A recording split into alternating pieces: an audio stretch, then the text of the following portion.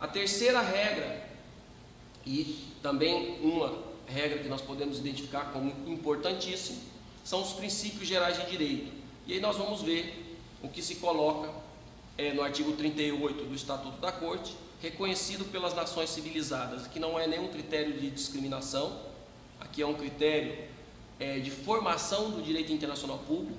Nós estudamos no histórico que o direito internacional público, até o início do século XX, era um direito eminentemente europeu, então os princípios já estão arraigados, eles já estavam formados, sedimentados, e depois foi expandido para o restante do planeta. Então, nós vamos ver que não é um critério de discriminação.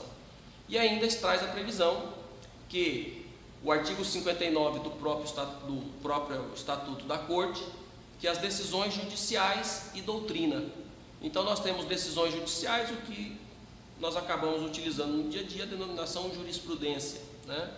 Jurisprudência, nós vamos ver que pelo conceito clássico, são aquelas decisões mansas, pacíficas, reiteradas, equânimes, proferidas pelos tribunais. E a doutrina é aquela expressão de pensamento dos autores sobre determinado assunto, que são aqueles autores clássicos, aqueles autores que tenham como forma de utilização o conhecimento e a implementação desse conhecimento como ciência. E aí, tanto as decisões judiciais, jurisprudência, como a doutrina, são levadas como meio auxiliar para as fontes do direito internacional público. Então nós temos tratados, princípios e costumes como meio principal e as decisões judiciais e doutrina como meio auxiliar. E nós temos então que o Estatuto enumera as fontes do direito internacional público, mas não coloca para ela uma regra taxativa. Não são só essas e acabou.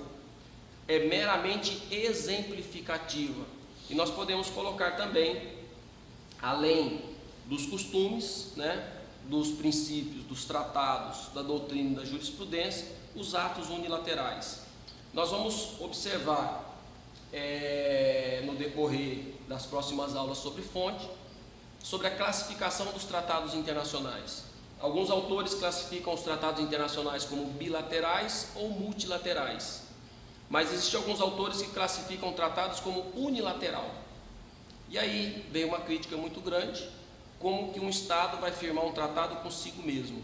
E a partir dessa ideia, então nós temos aqui a ideia dos atos unilaterais. Então nós vamos ver alguns autores que falam em tratados unilaterais e outros autores que falam em atos unilaterais. Nós temos também as decisões adotadas por organismos internacionais e que hoje, né, vem aumentando significativamente essas decisões desses organismos internacionais. Aquilo que na doutrina é chamado de soft law. Então nós temos aí uma ideia, né, de que se cumprir uma decisão adotada por um organismo internacional, o Estado não está violando nenhuma regra de direito internacional público. Mas se ele descumprir uma decisão adotada por um organismo internacional, provavelmente, quando for analisado um caso levado perante a corte, isso vai ser prejudicial para esse Estado. Os atos unilaterais, como já foi falado, né, sejam eles estatais ou de organizações internacionais e intergovernamentais, os códigos voluntários, pautas ou normas internacionalmente acordadas. Nós temos aqui principalmente as ideias de organismos internacionais, como por exemplo, a Organização Mundial da Saúde, a OMS. Então, tem alguns códigos, como por exemplo, quarentena, algumas observações com relação à epidemia, que os Estados acabam seguindo. Por quê? Porque está disciplinado como uma forma objetiva, que foi levado em consideração os estudos, e os Estados acabam seguindo esses códigos voluntários para não violar regras de direito internacional público. Então, esta enumeração não implica uma existência de ordem hierárquica entre as fontes, mas nós podemos falar que é meramente exemplificativa. Nenhuma fonte está acima da outra, o tratado não se sobrepõe ao costume, que não se sobrepõe aos princípios, que não se sobrepõe aos atos unilaterais, mas na hora de se julgar, vai se analisar o todo, e esse todo vai se dar o conjunto da aplicação das regras de direito internacional público.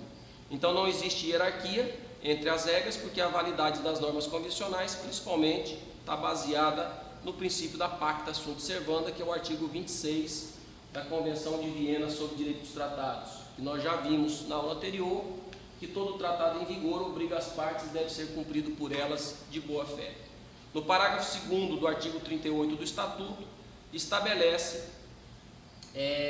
uma situação interessante, que a Corte Internacional de Justiça pode deixar de aplicar as regras previstas e aplicar o critério da equidade.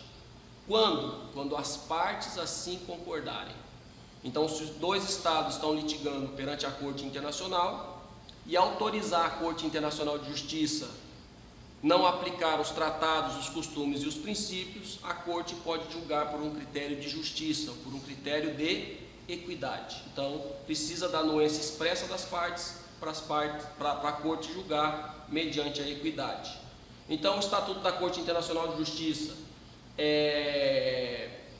sem qualquer limitação de ordem temática ou geográfica, relaciona as fontes do direito internacional público, principalmente os tratados, costumes, princípios, faz referência à jurisprudência, à doutrina e à equidade, e nós podemos agregar a esses outras fontes, como os atos unilaterais, as decisões tomadas por organismos internacionais, como meios auxiliares para a solução das controvérsias.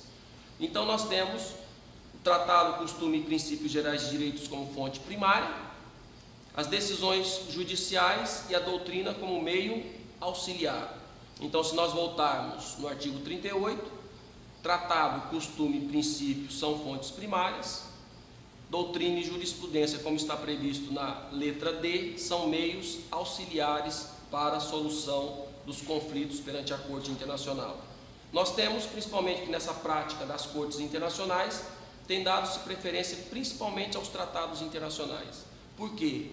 Nós vamos ver nas próximas aulas que o tratado é a forma mais efetiva de conhecimento do direito internacional público. Por quê? Porque ela é escrita, ela está codificada. Então, é muito mais fácil de se provar do que um costume ou do que um princípio.